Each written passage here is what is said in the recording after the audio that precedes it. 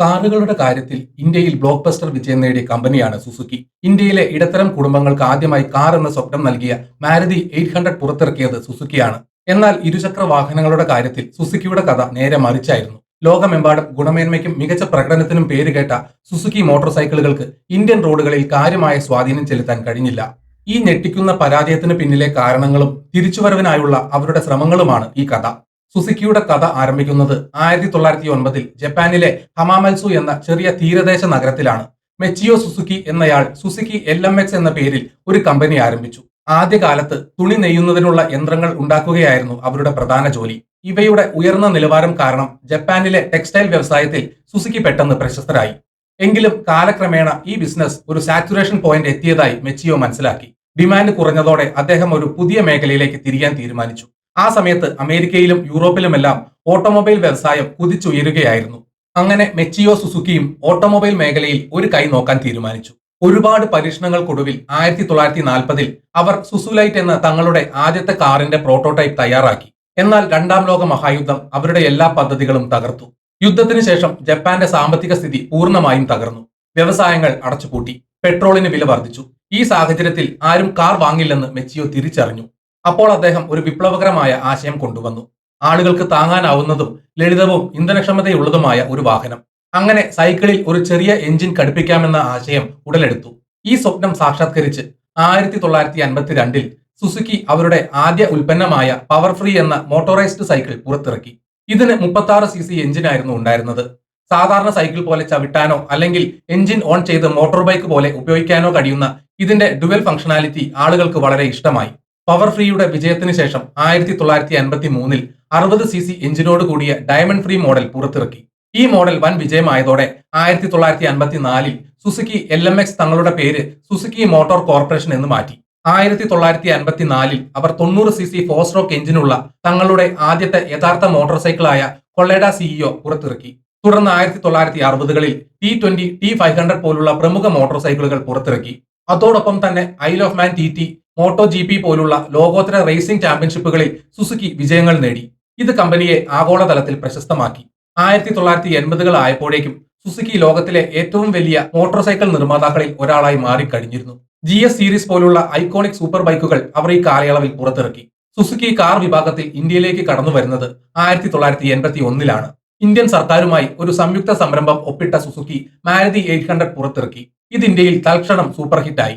ഇതേ സമയം തന്നെ ഇന്ത്യയിലെ ഇരുചക്ര വാഹന വിപണി വളരുന്നതായി സുസുക്കി തിരിച്ചറിഞ്ഞു.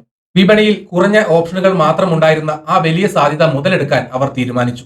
അങ്ങനെ 1982 സുസുക്കി ഇന്ത്യൻ കമ്പനിയായ TVSുമായി ഒരു സംയുക്ത സംരംഭം ആരംഭിച്ചു. ഈ പങ്കാളിത്തത്തിന് കീഴിൽ 1984 അവർ 98 cc 2 സ്ട്രോക്ക് എഞ്ചിനോട് കൂടിയ സുസുക്കി AX100 പുറത്തിറക്കി. ഇടത്തരം ഉപഭോക്താക്കൾക്കിടയിൽ ഈ ബൈക്ക് ഒരു മികച്ച ഓപ്ഷനായി മാറി.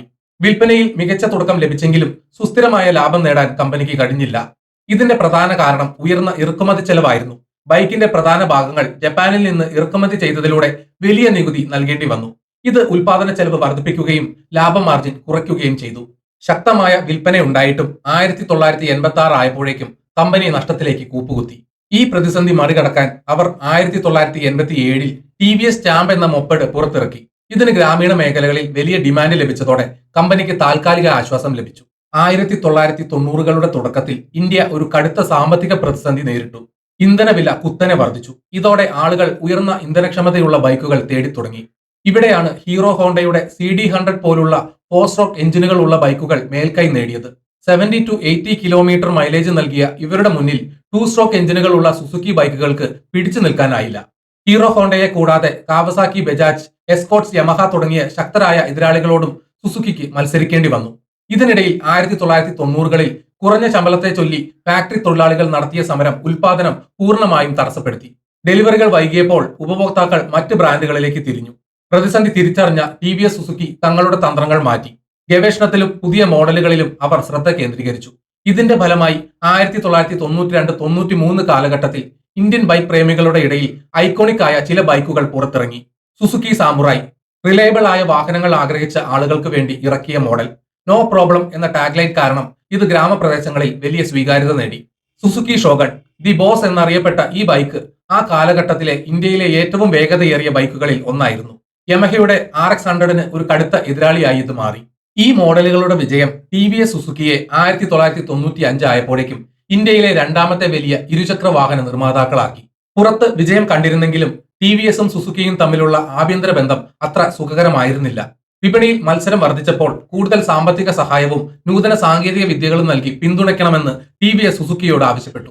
എന്നാൽ സുസുക്കി ഇതിന് വിസമ്മതിക്കുക മാത്രമല്ല, TVS സാമുറായി ഷോഗൺ പോലുള്ള പുതിയ മോഡലുകൾ പുറത്തിറക്കാൻ ശ്രമിച്ചപ്പോൾ അതിനെ എതിർക്കുകയും ചെയ്തു. മാനേജ്മെന്റിലും തീരുമാനമെടുക്കുന്നതിലും വീറ്റോ അധികാരം സുസുക്കി ആവശ്യപ്പെട്ടു. ഇത് TVSന് അംഗീകരിക്കാനായില്ല.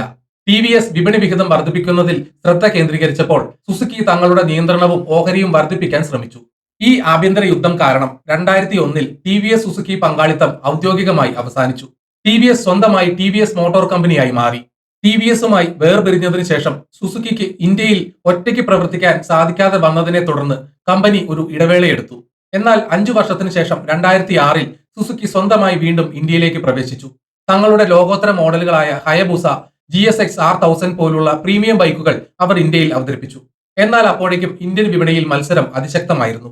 ഹീറോ ഹോണ്ട വിപണിയിലെ രാജാവായി. പഴയ പങ്കാളിയായ TVS രാജ്യത്തെ മൂന്നാമത്തെ വലിയ ഇരുചക്ര നിർമ്മാതാവായി വളർന്നു.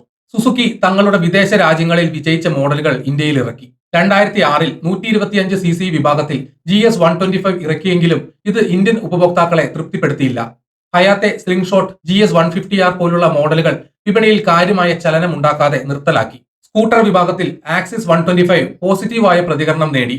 എന്നാൽ മോട്ടോർ സൈക്കിളുകളുടെ കാര്യത്തിൽ സുസുക്കിക്ക് വലിയൊരു പിഴവ് സംഭവിച്ചു. അവരുടെ ബൈക്കുകൾ ശരാശരി ഇന്ത്യൻ ഉപഭോക്താവിനെ ആവേശം കൊള്ളിച്ചില്ല.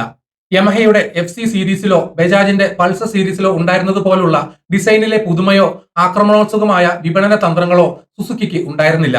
ഈ പ്രതിസന്ധിയിൽ നിന്നും സുസുക്കിയെ രക്ഷിക്കാൻ ഒരു മോഡൽ എത്തി, സുസുക്കി ജിക്സർ. 2014 സെപ്റ്റംബറിൽ ഒരു പ്രീമിയം 150cc മോട്ടോർ സൈക്കിളായി ഇത് വിപണിയിലെത്തി. ഇന്ത്യൻ വിപണിയെ മാത്രം ലക്ഷ്യമിട്ട് സുസുക്കി നിർമ്മിച്ച ആദ്യത്തെ ആകർഷകമായ ബൈക്കായിരുന്നു ഇത്. മികച്ച പ്രകടനവും കൈകാര്യം ചെയ്യാനുള്ള എളുപ്പവും ഇതിനൊരു പ്രത്യേക ഫാൻ ബേസ് നേടിക്കൊടുത്തു. ജിക്സർ വിപണിയിലെ ഒരു വിന്നറായി മാറി. ലോഞ്ചിന് ശേഷം പ്രതിമാസം 5000 യൂണിറ്റിലധികം വിൽക്കാൻ ഇതിന് സാധിച്ചു. ഇത് സുസുക്കിയുടെ ഇന്ത്യൻ തിരിച്ചുവരവിലെ ഒരു വലിയ വിജയമായിരുന്നു. എങ്കിലും പിന്നീട് വന്ന മോഡലുകൾ ഈ പ്രതീക്ഷ നിലനിർത്തിയില്ല. ജിക്സറിന്റെ എഞ്ചിൻ ഉപയോഗിച്ച് പുറത്തിറക്കിയ ഇൻട്രൂഡർ 150 എന്ന ക്രൂയിസർ ബൈക്കിന്റെ ഭാരമേറിയ ബോഡിക്ക് ഈ എഞ്ചിൻ ദുർബലമായി തോന്നി. അത് പെട്ടെന്ന് പരാജയമായി.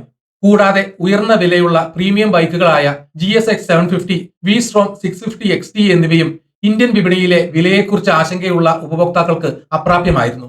ഇതിന്റെ ഫലമായി ആഗോളതലത്തിൽ വൻ വിജയമായിട്ടും ഇന്ത്യൻ ഇരുചക്ര വിഭാഗത്തിൽ ഒരു വലിയ വിജയം നേടാൻ സുസുക്കിക്ക് പൂർണ്ണമായി കഴിഞ്ഞിട്ടില്ല. ഇലക്ട്രിക് വാഹനങ്ങളുടെ കാലഘട്ടത്തിലേക്ക് ലോകം മാറുന്ന ഈ സമയത്ത് ഇലക്ട്രിക് ബൈക്കുകളിലൂടെ സുസുക്കി ഒരു തിരിച്ചുവരവ് നടത്തുമോ എന്ന് കാത്തിരുന്ന് കാണേണ്ടിയിരിക്കുന്നു.